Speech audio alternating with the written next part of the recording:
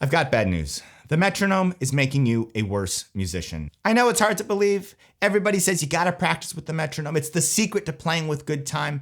Well, it's not. It's actually making your time worse. First of all, let's talk about what time is. Time is just your perception of the beat or the pulse of the music. It's really important. You gotta know where the beat is. But there are two kinds of time. There's external time and there's internal time. And the metronome is an example of external time. Now, internal time is time that you feel. It's your internal awareness of that pulse. And it is so much more important than external time.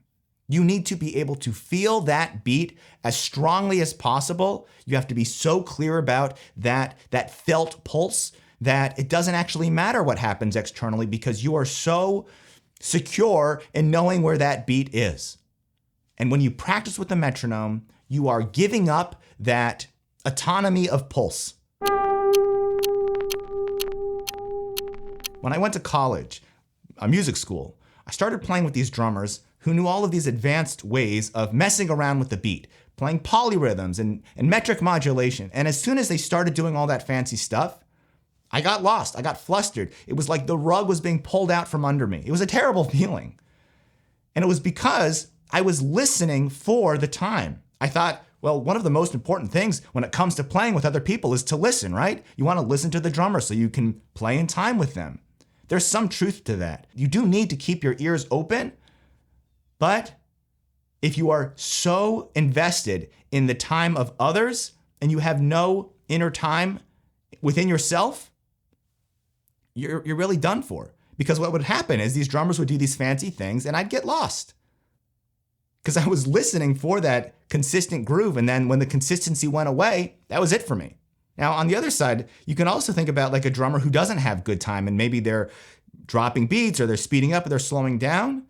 And if you're relying on them, then you're also going to be playing with bad time. That doesn't mean the metronome is all bad. I think it's a good way to check yourself to make sure you're not speeding up or slowing down. But it's not a crutch, it's a check. If you use it as a crutch, as soon as it gets taken away, you're going to fall over.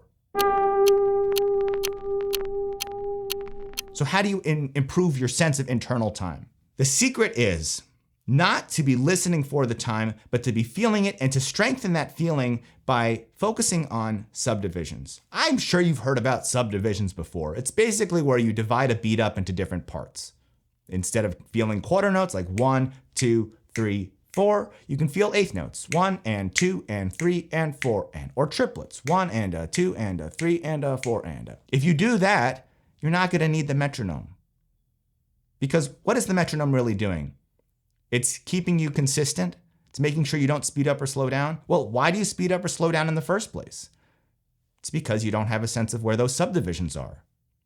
Now, even if you are able to do what I just did and count 1 and 2 and 3 and 4 and, that's not enough. The next step is to make sure that all those subdivisions that I was just counting, you have to make sure that you feel them equally in terms of how much familiarity you have with them.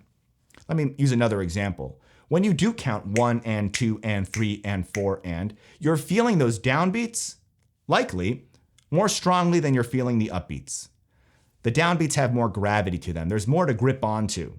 This becomes even more apparent when you start working with finer subdivisions like triplets, 1 and a 2 and a 3 and a 4 and a. Yeah, it's easy to snap on the 1 and a 2 and a, but that's because those are the downbeats and they have the most grip. Now, what if I wanted to snap on the 1 and a 2 and a 3 and a 4 and a? That's a little bit harder because we're less familiar, less comfortable with those other subdivisions, those offbeats. So there are some exercises that you can do to strengthen your familiarity with those offbeats. One of those is similar to what I just did, where you actually count the subdivisions and you snap or you clap on those less familiar ones. 1 and a, 2 and a, 3 and a, 4 and a, or on the 1 and a, 2 and a, 3 and a, 4 and a. That's a great way to start. But you can make it even harder on yourself, and you should, because you want to challenge your internal time so that when it does come to playing with other people and somebody plays with either bad time or they start doing interesting polyrhythms and you don't want to get thrown off, Well, one of the ways of doing that is making sure that you have such a strong sense of internal time that it doesn't matter what anybody else does.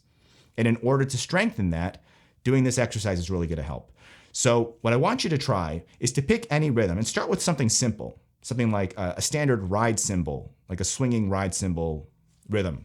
Dang, dang, da dang, dang, da dang, dang, da dang, dang, dang. Okay, and I'm going to clap that out while counting the subdivisions. 1 and a 2 and a 3 and a 4 and a 1 and a 2 and a 3 and a 4 and a 1 and a 3 and a 4 and a 1. And you can practice this really slow.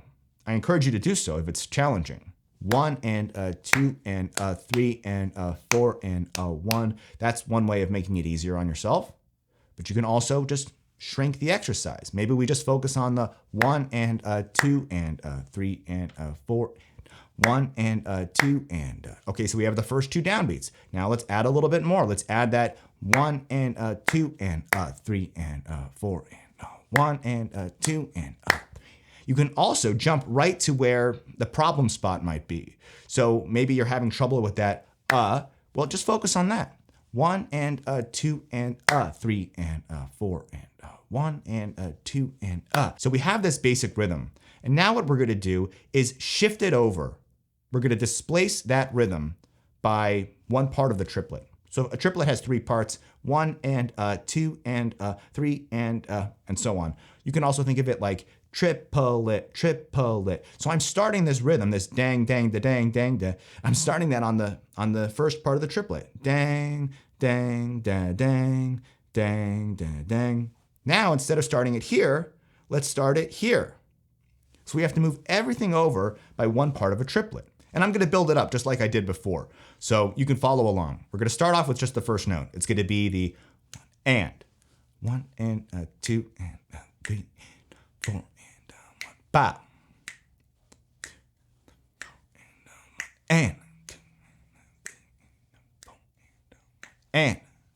Okay, now we're going to add the next one. It's going to be the and that comes after the 2. So we have the 1 and 2 and.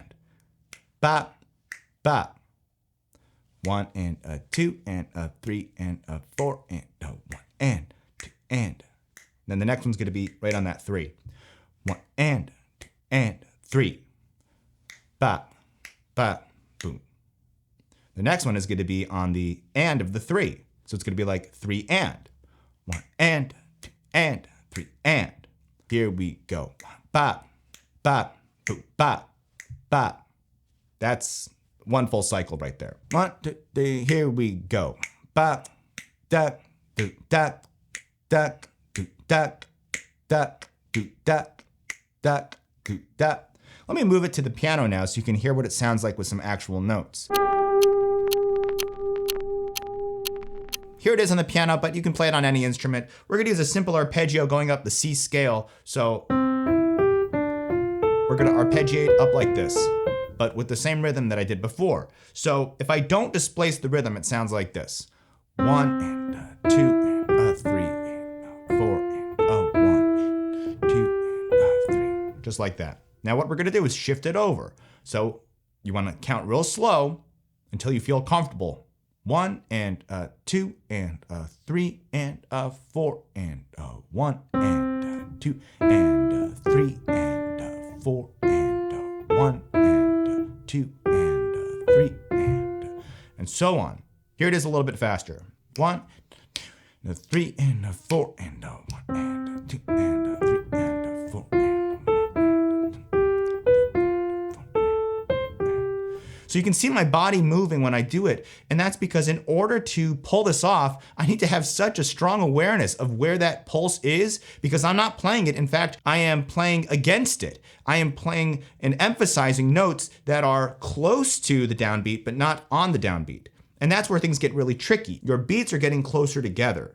So let's just talk about playing fast for a second. When you have a tempo that's like 1, 2, 3, 4, your beats are like this far apart, let's say. And if you go twice as fast, now your beats are this far apart. And you get faster and faster and faster, and it's harder and harder to distinguish where the beats are. If you have beats that are this far apart, you can tell the difference between the colors. One is red, one is blue.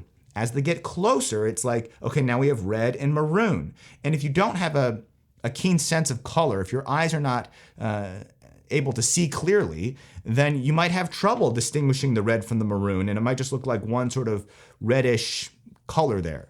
The same is true for music. If your ears are not trained, you're not going to be able to distinguish the downbeat from the subdivision right next to it. You have to be able to tell red from maroon. And when you're able to do that, it's going to, or the act of training in that endeavor is going to strengthen your sense of internal time, because the only way to pull it off is to know exactly where that downbeat is so that you can play the thing that's right next to it. Lots of different ways of practicing this. I get into it a little bit in a bonus course that I call Unlocking the Triplet Grid. It's part of my Phrasing Secrets package, which I'll link somewhere on the screen and down below. But whatever you choose to do, make sure that you're practicing feeling those less familiar subdivisions so that you're not relying on the downbeats, and so that you're certainly not relying on an external representation of those downbeats. Sure, you can use the metronome. You can use that metronome to check to see if you're speeding up or slowing down, but don't use it as a crutch to feed you that downbeat. Because if you are relying on it, then you are doing yourself a disservice. You are keeping the training wheels on and not learning how to balance on your own. Hope that resonates in some way. I hope you take it to heart and don't become over-reliant on that metronome, because it's not going to help your time. Thanks for watching, and I'll see you in the next one. Bye-bye.